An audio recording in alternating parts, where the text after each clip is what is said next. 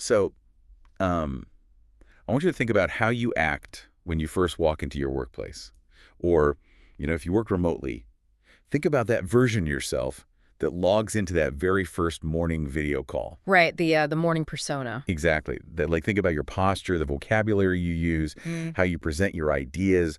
And now I want you to take a step back and compare that to how you actually want to act. Hmm. The way you act when you are entirely comfortable. Do you ever feel like you're putting on a work persona, like you're slipping into this character that by the time you finally log off for the day, just leaves you completely drained of energy? Yeah, it is a remarkably universal experience. We learn very early in our careers to adopt these professional masks, right? Oh, absolutely. Because a certain environment demands that we act, I don't know, highly analytical or endlessly enthusiastic or maybe fiercely competitive. Yeah, you have to match the vibe of the office. Yeah, right.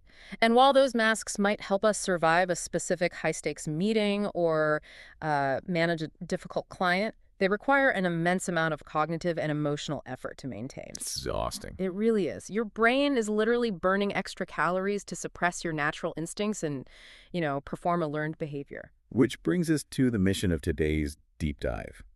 We are looking at a specific organizational tool published by HRDQ, and it's called the Personal Style Inventory, or the PSI. Yes, the PSI. Now, in the world of corporate training, we see fads come and go like every 6 months. Oh, at least. Right. But this test and its accompanying training workshop, they've been a bestseller for over 25 years. Which is practically a century in the corporate training world. Exactly. Yeah. So our goal today is to explore the psychology behind that longevity, the science of what it actually teaches a team and how you can use it to strip away that exhausting work persona we were just talking about. Yeah, and to really grasp the value of the PSI, we first have to acknowledge a somewhat, an uncomfortable truth about professional development. Okay, lay on me. We spend billions of dollars globally on corporate training. Communication seminars, leadership retreats, agile workflow workshops. But self-understanding is the absolute bedrock of any professional success. Mhm. If you skip the self-understanding step, you are essentially building an expensive house on sand. Without it, even the most cutting-edge corporate training programs are, frankly, guaranteed to fail. Okay, wait, let me push back on that a little bit. Sure.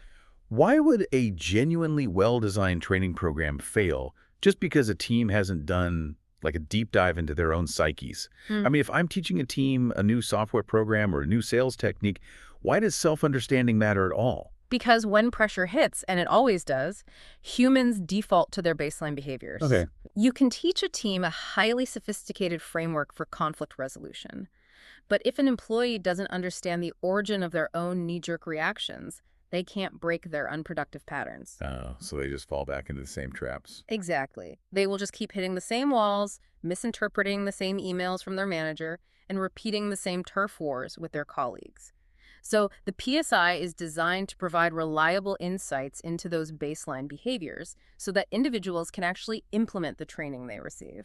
Okay, so if the goal is to capture that authentic baseline rather than just the skills someone has acquired, how does this tool tease that out? Well, it's rooted in a very specific psychological framework. Right, because the framework here is Carl Jung's theory of personality, which is famously complex. And frankly, it is incredibly crowded territory. Right? Oh, completely. There is an absolute sea of Jungian-based personality tests on the market. We've all taken them. You answer some questions, you get a combination of letters, you put in your bio, you just move on. Yeah, the classic social media bio. Right, so why does this specific one, the PSI, separate itself from the pack? The difference comes down to the fundamental design of the questions themselves. Other assessments that rely on Jung's theory are attempting to measure how people usually behave. But wait, how we usually behave at work is often just a forced adaptation, isn't it? It's that exhausting work persona we started the show with. Which is the critical flaw in so many workplace assessments. If a test measures your usual behavior, it is merely taking an inventory of the mask you've learned to wear to survive in your current environment. Wow, yeah. The massive differentiator for the PSI is that it measures how people prefer to behave, not how they feel forced to behave. Okay, let me try an analogy here to see if I'm grasping the distinction. Let's hear it. Is taking a traditional personality test kind of like looking at a photograph of what I'm currently wearing to the office, while the PSI looks inside my closet at home to see what I actually like to wear? Yes, that captures the dynamic perfectly. Okay, cool. One is a reflection of current environmental demands, the office dress code. The other is a reflection of your authentic self. By focusing strictly on preference, the PSI strips away the learned adaptations and reveals a style much closer to the individual's true cognitive nature. I have a hard time believing that it's that easy to separate the two, though. I mean, let's say I've been working in a highly rigid, data-driven accounting firm for 10 years. Right. I've trained myself to be meticulous and process-oriented every single day. Yeah. Hasn't my forced behavior essentially become my preference by now? Like, how does a short test tell the difference? It's a great question, and it actually speaks to neuroplasticity. Yes, you get better at the forced behavior over time, but the cognitive load required to perform it never goes away. Interesting. Think of it like writing with your non-dominant hand. If you practice for 10 years, you might get incredibly good at writing with your left hand. Sure, it might look totally normal. Right. It might look flawless, Hmm. but the moment you are asked to quickly jot down a brilliant idea before you forget it, you will instinctively reach for the pen with your right hand. Because that's what's natural. Exactly. That is your preference. The PSI is designed to identify which hand you want to reach for. Oh, that makes total sense. And there's another layer to this test that caught my eye in the research, which relates to how the results are presented. The scoring. Yeah, the PSI measures the relative strength of each dimension. I want to highlight this because there's nothing more frustrating than taking a diagnostic that gives you like an either diagnosis. Oh, absolutely. You get categorized as a complete extrovert or a complete introvert, and it feels like you're being pigeonholed into a caricature. And that binary categorization is one of the main reasons people become cynical about personality tests. Right. Because human beings are complex. Measuring relative strength acknowledges that complexity. It tells you you have a strong preference for extroversion, but you also have a moderate capacity for introversion, depending on the context. So it's not just black and white. Exactly. It gives a percentage, a nuance, rather than forcing you into a rigid box. Okay, so let's talk about the actual mechanics of taking the test. Yeah. If we're trying to bypass the work persona, measure true preference, and gauge relative strength, what does the participant actually experience? The assessment is surprisingly straightforward. The participant just responds to a series of 32 statements. Which only takes about 15 minutes, right? Correct. We love a tool that respects our time. But what are those 32 statements actually evaluating behind the scenes? They are evaluating 4 paired dimensions of human psychology drawn directly from Jung's research. The first dimension is extroversion versus introversion. Okay. The second is sensing versus intuiting. The third is thinking versus feeling. And the fourth is perceiving versus judging. Okay, wait, let's slow down and define these because these terms get thrown around in corporate culture a lot, but they rarely get explained correctly. That's very true. Let's start with extroversion versus introversion. I think most people assume this just means loud and outgoing versus shy and quiet. And that is a massive misconception. In Jungian psychology, this dimension is entirely about where you draw your energy from. Okay. An extrovert recharges their batteries by being around other people and external stimuli. An introvert drains their battery in those environments, and they need solitude or quiet reflection to recharge. Oh, wow. So it's not about the social skills at all. Not at all. I mean, an introvert can be a brilliant, highly engaging public speaker, but after the speech, they need a dark room, whereas the extrovert wants to go to the after party. That makes a lot of sense. So it's about energy source. What about the second dimension, sensing versus intuiting? How does that play out in a typical workday? This dimension dictates how you prefer to gather information. A person with a preference for sensing is grounded in the present. They want concrete data, facts, and highly specific details. Give me an example. Well, if you are pitching them a project, they want to see the spreadsheet and the step-by-step logistics. Right, the practical stuff. Exactly. But a person with a preference for intuiting is looking at the big picture. They are interested in patterns, future possibilities, and, the overarching narrative. So no spreadsheets for them. Right. If you give them a spreadsheet, their eyes glaze over. They want to brainstorm on a whiteboard. I can immediately see how those two preferences would clash in a meeting if they don't understand each other. Oh, it happens all the time. Because the sensing person thinks the intuiting person is careless and vague. And the intuiting person thinks the sensing person is hopelessly bogged down in the weeds. Which is exactly why capturing relative strength is so important. You need both to execute a project successfully. Yeah. The third dimension, thinking versus feeling, deals with how you make decisions once you have that information. A thinking preference means you lean heavily on objective logic, consistency, and cause and effect analysis. And feeling. A feeling preference means you prioritize values, harmony, and the impact the decision will have on the people involved. Give me a real-world scenario for that one. Sure. Imagine a company needs to cut costs by switching software vendors. The thinking type looks at the numbers, sees the new vendor is 20% cheaper, and decides it's the logical choice. Makes sense. But the feeling type looks at the numbers but says, wait, the current vendor has supported us through our toughest years, and switching will cause massive stress for our entry-level employees who have to learn a new system. Yeah. Both perspectives are valid, but they process the decision entirely differently. Okay, and the final dimension, perceiving versus judging. What does that actually mean? This refers to how you prefer to organize your outer world. Someone with a judging preference likes structure, schedules, and closure. They want the matter settled so they can move on. Okay. A perceiving preference means the person wants to stay flexible, keep their options open, and adapt as new information comes in. So the judging person is the one who wants the agenda finalized 3 days before the meeting, and the perceiving person is the one who says, let's see where the conversation takes us.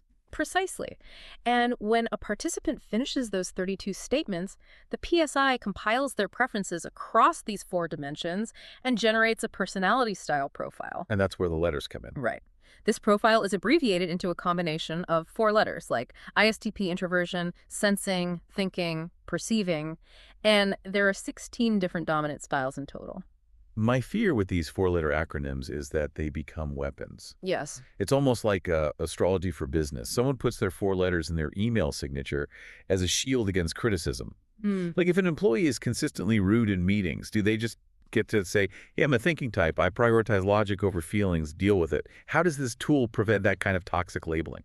That is the danger of shallow personality assessments, definitely. But the learning outcomes built into the PSI are highly proactive. It is explicitly not a free pass for bad behavior. Yeah. The goal isn't justification, the goal is growth. Participants certainly learn about their natural strengths, but the core focus of the debrief is uncovering their potential blind spots. Right, because if you heavily prefer intuiting and big picture thinking, your blind spot is inevitably going to be missing the crucial operational details. Acknowledging that is step 1. Step 2 is discovering what types of tasks are highly suited to your style, and just as importantly, the tasks that are unsuited to your style so you know when to ask for help. But the ultimate value of the PSI lies in its focus on team interaction. It teaches you how your specific style impacts the other 15 styles. Wow, okay. Yeah, if you are that thinking type who is blunt in meetings, the training doesn't let you off the hook. It gives you a roadmap for how to communicate your logic effectively to a feeling type without, destroying team morale. So theory is great. Understanding how senses and intuitors clash is fascinating. But theory needs to be translated into action for it to matter to an organization. Absolutely. How is the PSI actually administered and applied in the real world? Well, the test takes 15 minutes, but you cannot just hand out the results and walk away. To actually change team behavior, the authors of the PSI recommend that a facilitator dedicates at least 1 full hour to interpret those results, debrief the group, and guide them through developing an action plan. And if an organization wants to dive deeper, this can be extended into something much more comprehensive, right? Yes, the foundational material is designed so it can be expanded into 2 half-day training programs. One program focuses inwardly on individual development, and the other focuses outwardly on team synergy. Looking at the use cases, it seems incredibly versatile. I mean, it can be the centerpiece of a leadership development program where managers learn how to adapt their communication to different direct reports. It acts as a diagnostic tool for career planning, like making sure you aren't putting a highly creative perceiving type into a rigid, repetitive compliance role. It is also incredibly effective for conflict resolution. Often, interpersonal drama in an office isn't about malice. It's just a fundamental mismatch in how 2 people gather information or make decisions. Now, here's a detail that I think is going to make a lot of HR professionals and managers very happy. Trainer certification is not required to administer the PSI. That's a big deal. You do not have to fly someone to a conference for a week and spend thousands of dollars to learn how to legally hand out this test. Which points back to the philosophy of the architects who designed the tool. It was built by Dr. R. Craig Hogan and Dr. David W. Champagne. Oh, right. Dr. Hogan has over 35 years of experience specifically in group dynamics and conflict resolution. And Dr. Champagne is an emeritus professor with 3 decades working in the trenches of human resource development consulting. So they aren't just academics sitting in an ivory tower. They actually understand the mechanics of adult learning in a busy corporate environment. Exactly. They know that if a tool is too complex to administer, no one will use it. Exactly. They baked decades of academic rigor into an assessment that is incredibly easy to facilitate. Which brings us to the final hurdle.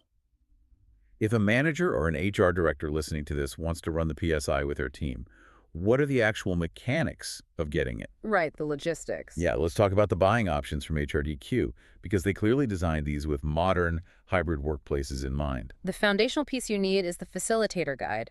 You just need one of these for the person running the workshop. It provides the step-by-step guidelines for those half-day programs, the background psychology so the trainer understands the dimensions, and digital downloads for presentation slides and optional activities. It also mentions a recent update featuring a colorized interior and a coil binding, Yes. which sounds like administrative trivia, but anyone who has ever tried to balance a heavy paperback book while actively facilitating a room full of skeptical adults knows that a book that lays flat on a desk is a genuine functional advantage. It's a game changer, honestly. So the trainer is equipped. How do we get the test to the participants without creating friction? There are 2 main routes, depending on your workforce. If your team is in the office, you can order the print assessment 5-packs. Okay. This gives you physical workbooks for up to 5 participants. It contains the 32 statements, but also the worksheets and on-the-job action plans they can physically take back to their desks as a daily reminder. And if your team is scattered across 3 different time zones? Then you opt for the online assessment. You purchase digital credits per participant. It is administered through an online portal which automatically calculates a complex relative strength scores and then delivers personalized, full-color electronic reports directly to both the participant and the facilitator. I love that you aren't locked into one format. You can tailor it to your team's reality. Yeah. But I want to address the elephant in the room here. Okay. What if a department head buys the facilitator guide, buys the digital credits, and then suddenly realizes, I am not a psychologist. I have never facilitated a personality workshop in my life. Right, the panic sets in. Yeah. The imposter syndrome kicks in hard when you have to stand in front of your peers and explain Jungian dimensions. HRDQ created a specific safety net for that exact scenario, and it's called the Quick Start Train the Trainer option, or QST. How does that alleviate the imposter syndrome? It's a 1-hour virtual coaching session designed entirely for first-time facilitators. You get on a phone or video call with a subject matter expert who walks you through the material. Oh, that's incredibly helpful. Yeah, you can ask all your specific questions, get advice on how to handle difficult team dynamics, and make sure you fully grasp the difference between adapted behavior and true preference before you ever step foot in the training room. So you have a seasoned guide to make sure you don't misinterpret the data, and you even get a certificate of completion afterward, which is a great confidence builder. It ensures that the deep insights of the PSI are delivered effectively, so the team actually experiences that foundational self-understanding we discussed at the start of the deep dive. Well, we have covered a vast amount of psychological territory today. We really have. The main takeaway for you listening is this. The Personal Style Inventory is a time-tested tool that takes only 15 minutes, but it bypasses the forced behaviors of the workplace. It provides a nuanced look at your true preferences, and it measures the relative strength of those preferences so you are never forced into a binary box. Mm-hmm. It is a roadmap for how you naturally gather information, make decisions, and interact with your team. It shifts the conversation from how do you survive your job to who are you when you are at your best, which leads to a final thought for you to ponder. Yes, let's hear it. If the PSI reveals that the way you usually behave at work is entirely different from how you actually prefer to behave, how much of your daily energy is being drained just maintaining a character? And what could you achieve if your workplace actually aligned with your true personality?